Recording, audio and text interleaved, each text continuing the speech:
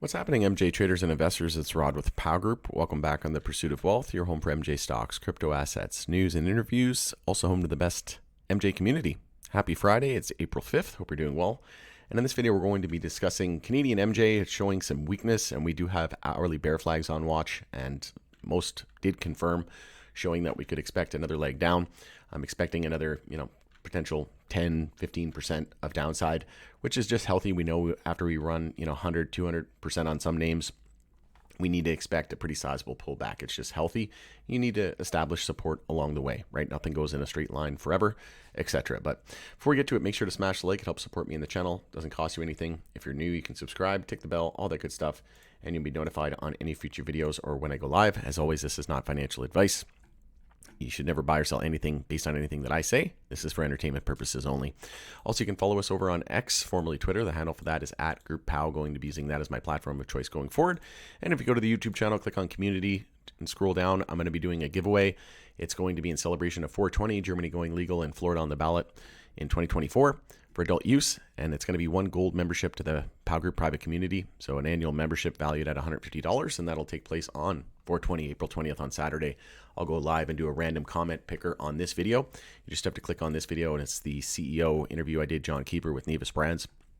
And there's currently 48 comments, so good luck to the lucky winner.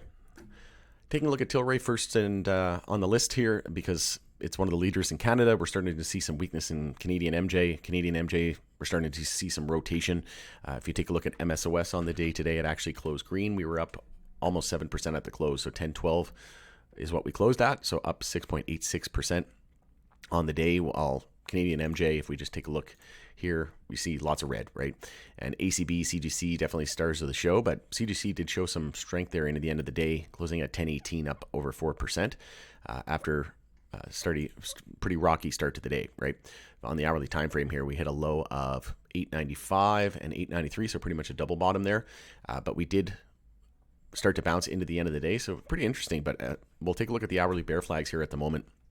Like just from the top here at 297 on Tilray to the low there, we were down 16%, right? So again, when something, and if we just take a look at CGC here, when something runs hundreds of percent, it's probably going to pull back more, right? So Tilray didn't see as much upside, so it's not going to pull back as much.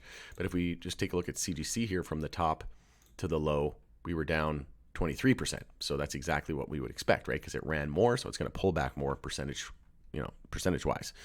And then again, if we take a look at Tilray on the hourly time frame, it was an hourly bear flag. We're gearing up for an hourly EMA 12 and 26 bear cross as well, with the EMA 12, the shorter term, above the longer term, the EMA 26. And when that happens, it's a bear cross. When it happens the other way around, it's a bull cross. And look what happened. Tons of upside. Look what happened last time we saw a bear cross. Tons of downside, right?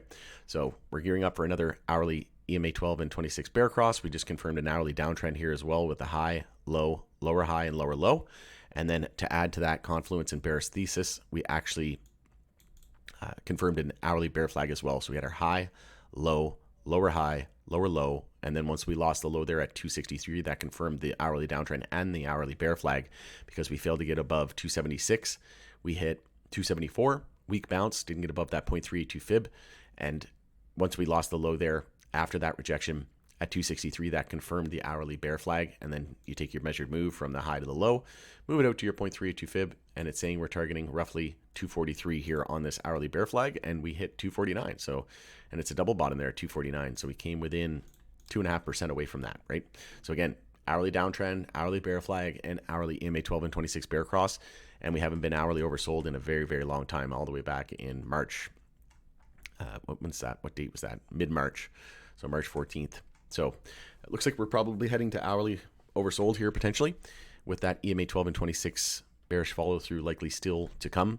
And if we take a look at SNDL, and this is why you can't just have tunnel vision onto one MJ stock, right? Even if you're only invested in Tilray, if you're 100% invested in Tilray, it pays dividends to take a look at other names in this space as well, because that gives you the most likely scenario. And the common theme right now in Canadian MJ is that it's weaker comparative to US MJ. We knew this was probably going to happen, right? Because it just rotation, and the sector follows together like in tandem, but not down to the day, the second, the minute, sometimes even the week, right? But on the monthly time frame, when in doubt, zoom out, look at the monthly, look at the yearly, they look very samey, right? So if you take a look at Tilray, hourly bear flag, okay, that goes in the memory bank. an hourly bear flag, hourly downtrend, hourly EMA 12 and 26 bear cross, right? Okay, now let's go down the list. SNDL, high, low, lower high, and lower low, right? So we haven't confirmed the hourly bear flag yet, and we haven't seen the EMA 12 and 26 bear cross yet either, but we're very close to confirming it. So, and we have a triple bottom there at 213. So 213 is going to be very important support on SNDL, because if we lose that support, we're going to see that triple bottom no longer act as support. Probably going to see, you know, a pretty big follow through, and we're going to confirm an hourly downtrend and the bear flag, and more than likely going to see that EMA 12 and 26 bear cross. And again, on this one, if you take your measured move from the high to the low, move it out to your 0.382 fib, it says we're targeting about 180 here on SNDL. So as I mentioned, I sold my swing trade on SNDL. I have it in a long-term account though, so that's how I fight the FOMO. You know, I sold it at like 250. It went to 270 something after hours, but that's okay, because then we just pulled back to 213, right? So I locked in that profit at 250, and now I'm looking to re-enter potentially into SNDL. I'm looking at high tide as well, and maybe even Tilray for a swing. But again, I have all these in a long-term account, no touch, right? So this is how you fight the FOMO. So I would highly encourage that. If you're going to do day trading or swing trading in MJ when things are down 80, 90% from all-time highs, you got to have a long-term account as well. And, you know, obviously not telling you to buy, sell, or hold or what to do, but this is my thoughts and opinions and what I'm doing. But not financial advice, of course, entertainment and informational purposes only. So we go down the list. VFF, hourly bear flag, high, low, lower high. This one already confirmed it, and the hourly downtrend and the EMA 12 and 26 bear cross, which tells you that this could happen for the rest of the names as well, right? So, and the target on VFF is 126. Okay, so let's take a look at Cron. Same thing, hourly bear flag, high, low, lower high. Look how close Cron got to its, right? We already confirmed the hourly downtrend, bear flag, and EMA 12 and 26 bear cross, just like VFF, and we were targeting 256, and we hit 259 double bottom. Lots of double bottoms in the space today. High tide, not as weak, but we did confirm an hourly downtrend here with a high, low, lower high, and lower low, and could still see an EMA 12 and 26 bear cross, and we don't have any hourly support down to 195. So, yeah, this one might be a decent area to target for hourly oversold as well, and maybe down around, you know, $2.10, $2 start to scale into this one. And that's when I'll probably look to scale into that one for a swing trade. SNDL will probably start to enter around 185, 190, and Tilray probably around 225 if I do take those swing trades. I might deploy my capital, so I was up about 100% on my SNDL swing trade in my short-term account, just in my swing trade account, just in a few weeks up. It might have been a month or two. I was up almost 100%, sold it for about 90%, and then I rotated some of that profit into CGC, and CGC went on a crazy run, and then I sold that, and then I'm just sitting all in cash right now on my Moomoo platform and looking to redeploy that. So I might do 33% into SNDL around 190, 185, and then I might do 33% into Tilray around 225 and look for hourly oversold entries. And then, like I said, SNDL around 185. And then high tide, I think I said somewhere around $2. So yeah, high tide, SNDL, Tilray, I might split it up and swing trade those if we get to hourly oversold in those levels that I said I'm looking at. But yeah, just taking a look at, you know, ACB. ACB wasn't as weak either. We didn't have an hourly bear flag. We got above the 0.382 fib, but not by much. So you could technically say that that was an hourly bear flag as well. So if you just move that out to your 0.382 fib, we says we were targeting 536 and we hit 609. So we could see a little bit more downside from here. We also confirmed the hourly downtrend, and we're very close to seeing that EMA 12 and 26 bear cross on our way to hourly oversold. So hourly oversold might be a good bottom marker on a lot of these Canadian MJ names. And if we take a look at HHMJ, we're starting daily consolidation, meaning we lost the low of the previous candle. Consolidation just means you're losing the low of the previous candle. But we do have support there at 1064. And it's a daily bull flag potentially here with the low, high, higher low, and higher high holding the 0.382 fib. So in order to negate this daily bull flag, we need to lose 1037, the 0.382 fib. Lose that, probably heading back to 10 or $9. But as long as that support holds, then we'll look for this continuation. And we actually, my bad, we actually did confirm the daily bull flag. So as of right now, we've already confirmed it with a break of the high there at 1134, and we're looking for that target to be met, which is 1291. And keep in mind, MSOS just had a daily bull flag as well. So again, this all creates confluence and the most likely scenario in your brain, right? That you can get the picture instead of just having tunnel vision on one MJ stock. And then obviously knowing how to do technical analysis if you don't.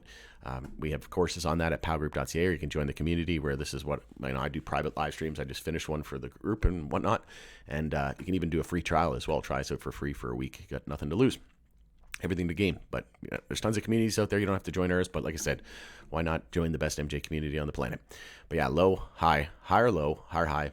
So MSOS target was 1130, and we hit 1096. So, or sorry, yeah, 1096. So we came very close. We came within just under 3%, right? So again, if you take a look at that scenario and then HHMJ, it's like, okay, well, daily bull flag here as well. MSOS just hit its follow through and got pretty much, within 3%. So if we got within 3% for HHMJ, then we would be around, 1250, right? Which would mean from the high of yesterday, that'd be another 5-6% of upside. But if we go from the high of the yesterday to the actual target, that's about 8.5% of upside from here. So daily uptrend still intact. Most key support in the short term for HMMJ is 1064. Lose that, we lose the daily uptrend, and then that would more than likely start weekly consolidation into next week. And it's looking very good here. Stochastic MACD blasting off. And like I said, these charts, like even the US names, MSOS, right, on the weekly time frame, MACD, stochastic seeing bull crosses, like I'm very confident that we're going to get some sort of catalyst here this month. And I think the most likely scenario is what we're going to get is Schedule 3 recommendation by the DEA. And they'll approve that recommendation from HHS to Schedule 3. And then, 60-day comment period. And then more than likely toward the end of 2024, beginning of 2025, it actually gets enacted.